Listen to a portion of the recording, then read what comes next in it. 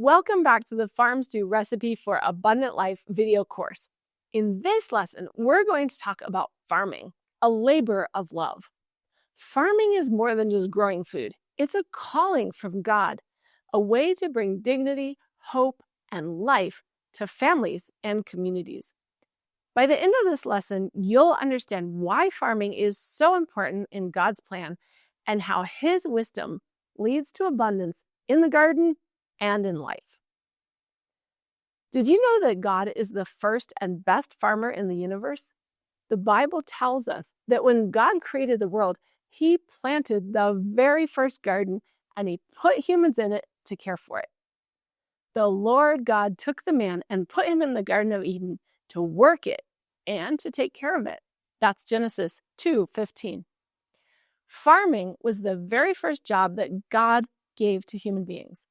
God finished His creation and declared, "It's very good."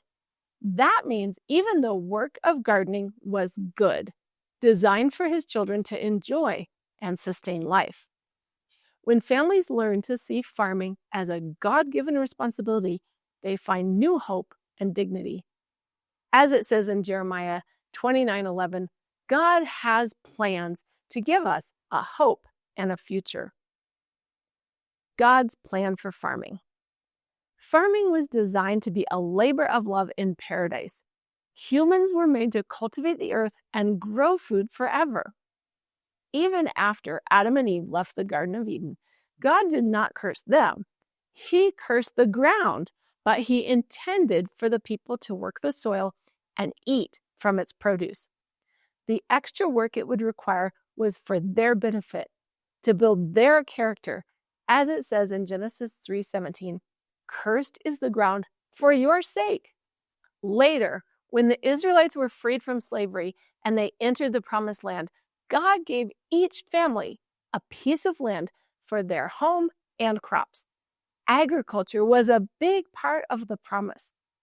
Then, generations later, even while they were in exile from the Promised Land, God told His people to build houses, dwell in them, plant gardens, and eat their fruit. That's from Jeremiah 29:5. Farming is essential for human existence. When people, communities, and nations cannot grow their own food, they depend on others. This is why Farm Stew teaches farming. It's part of God's plan to fight hunger, disease, poverty, hopelessness, and dependency, and to share Jesus' love. One of my favorite authors, Ellen White, wrote, "When the right methods of cultivation are adopted, there will be far less poverty than now exists. If we accomplish this, we shall have done a good missionary work." I love the missional work of Farm Stew. I hope you will too. Most of the world's hungry people, 75% of them, depend on farming to survive. But many don't know how to grow enough food. They need better ways to care for the land. Often they need better seeds, better techniques, and reliable water. The Bible has wisdom for farmers. For example, Proverbs 3:6 says, "In all your ways acknowledge Him, and He will make your paths straight." In farming, straight paths and proper plant spacing are critical. Straight rows make it easier to control weeds and allow for air and sunshine to reach the plants. This helps protect crops from fungal diseases. God's wisdom for straight paths applies to the garden and also to life.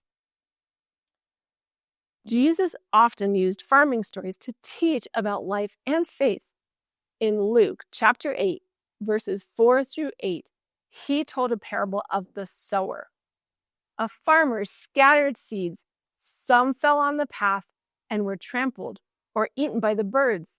Some fell on rocky soil and withered because they had no moisture.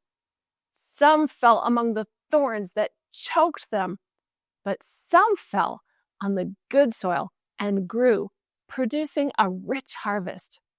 This story shows how important it is to prepare the soil.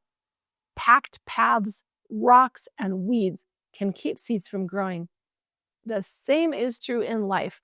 We need to clear away distractions and bad habits so we can grow.